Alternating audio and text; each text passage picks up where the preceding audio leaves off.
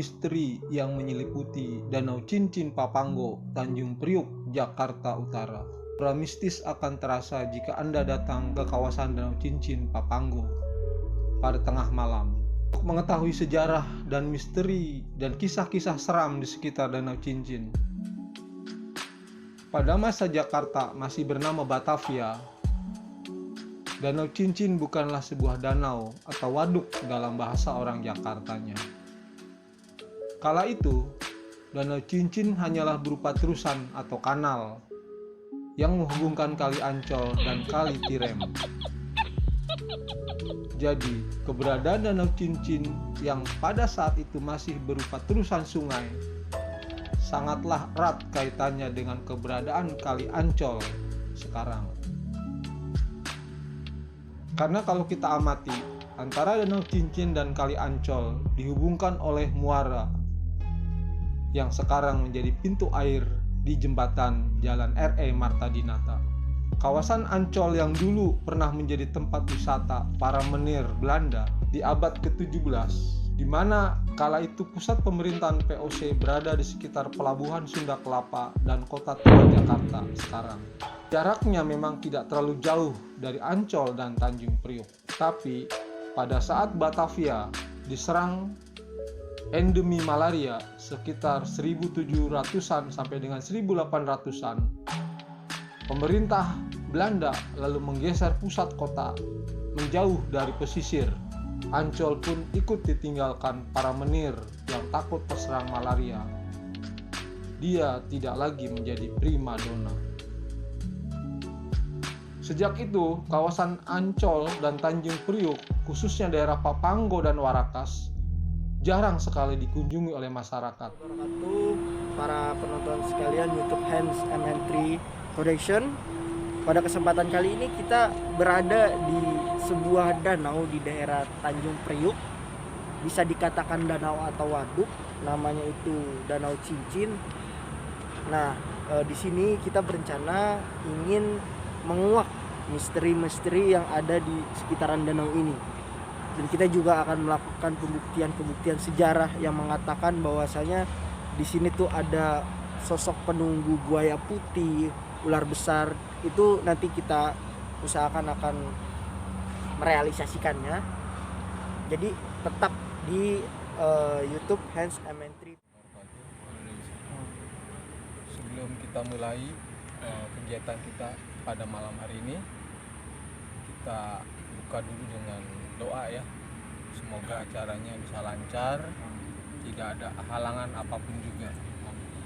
Ya, kita baca Al-Fatihah terlebih dahulu. Wa iyyaka nasta'in ihdinas siratal mustaqim siratal ladzina an'amta 'alaihim ghairil maghdubi 'alaihim waladdallin. Amin. A'udzubillahi minasyaitonir rajim. Bismillahirrahmanirrahim. Allahumma shalli 'ala sayyidina Muhammad wa 'ala ali sayyidina Muhammad. Kama shallaita 'ala Ibrahim wa 'ala ali Ibrahim fil 'alamin innaka Hamidum Majid. Allahumma inna nas'aluka salamatan fid din wa rahmatan fil jasadi wa ziyadatan fil ilmi wa barakatan fil rizqi wa tawbatan qablal maut wa rahmatan indal maut wa maghfiratan ba'dal maut. Allahumma halil alaina fi syafaratil maut wa razati minan nar wa wahidal hijab.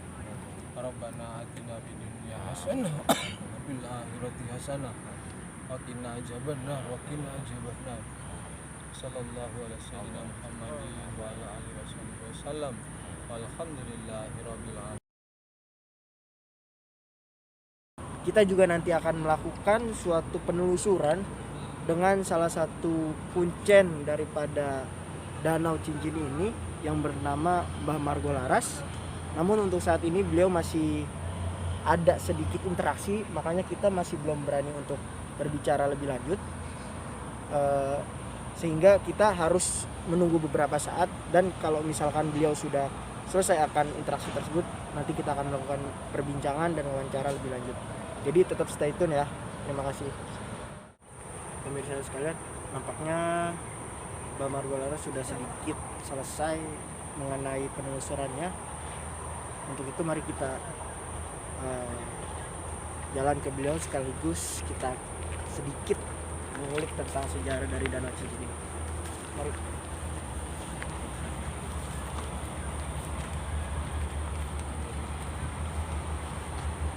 Assalamualaikum. Waalaikumsalam. Sehat, Bang. Alhamdulillah. Di sini kami dari YouTube HMNP Production, Bang. Di sini kami rencana ingin mengulik nih sedikit daripada sejarah ataupun isu-isu yang katanya ada gitu di sekitar masyarakat sini, bahwasanya di danau ini tuh ada penunggunya, ada seorang ratu dan buaya putih. Ya, memang Mungkin saya, itu gimana? Silakan. memang saya lihat itu memang di sini memang banyak.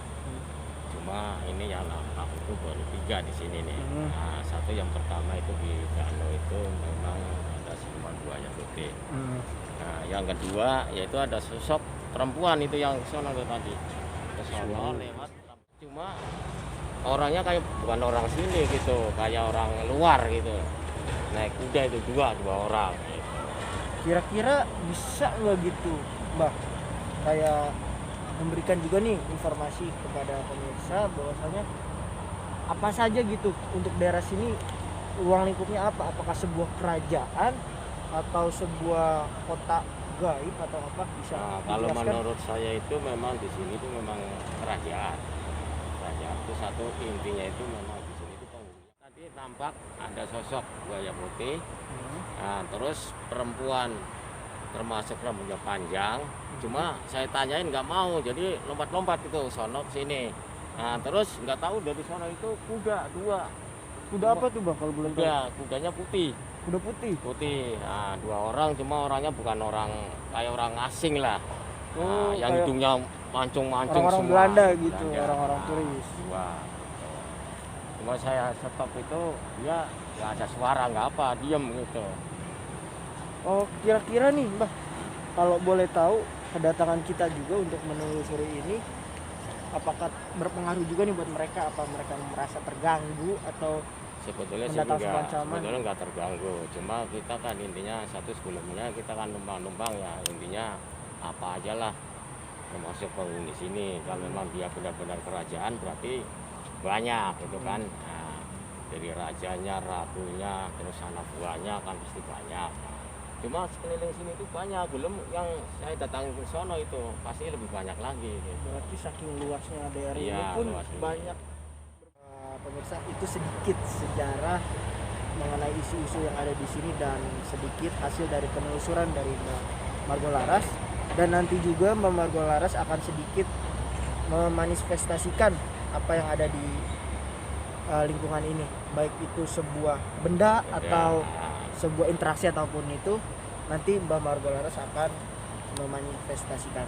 Untuk itu tetap stay tune di Hands Elementary Production. Ada ya.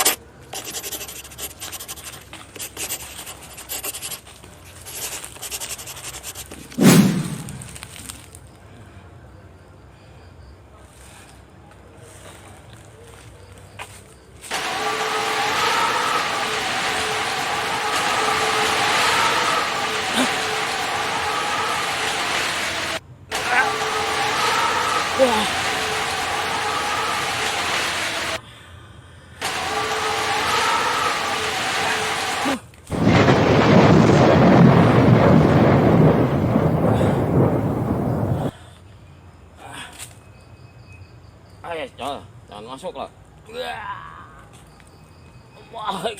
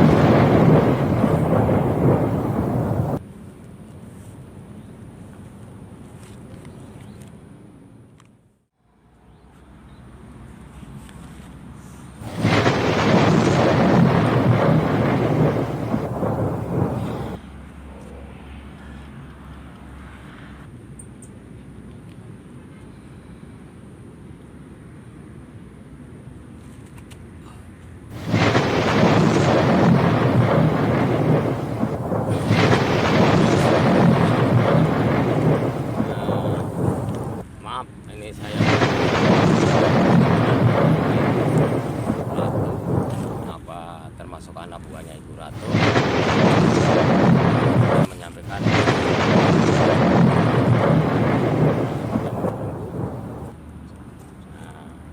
saya kepingin apa yang ada di dalam danau tersebut, yaitu coba kita supaya tahu ditambahkan. Iya. Terus itu ada jalan yang ke sono, jalan arah kemana itu? Oh, tembusannya kemana? Iya, jalan rayanya kemana jalan rayanya? Arah ke timur. Enggak, ke timurnya kemana itu? Maaf nih, saya cerewet nih nanya ini ya. Timurnya kemana? Rahim. Nah, saya intinya disuruh sama teman saya, sahabat saya, saudara saya itu Pak Heru Fadilah. Ya, terima kasih. Assalamualaikum, selamat malam. Terima kasih. Asbil kasih apa? Terima aja Pak Heru. Ya, masih lemas saya.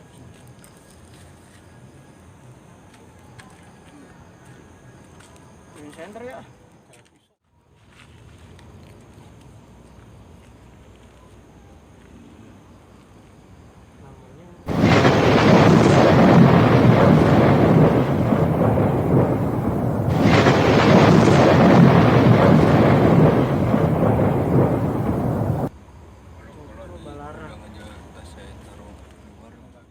Ini memang banyak, yaitu berupa macam makhluk ya, satu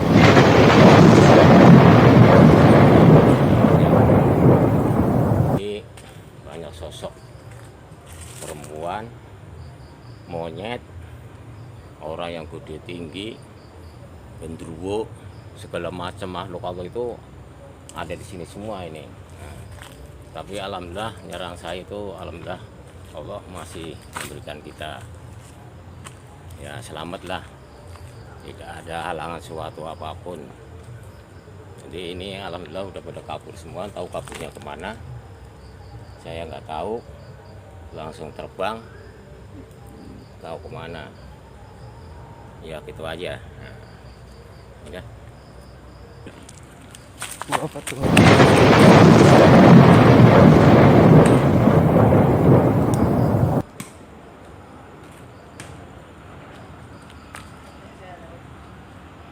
Kabur.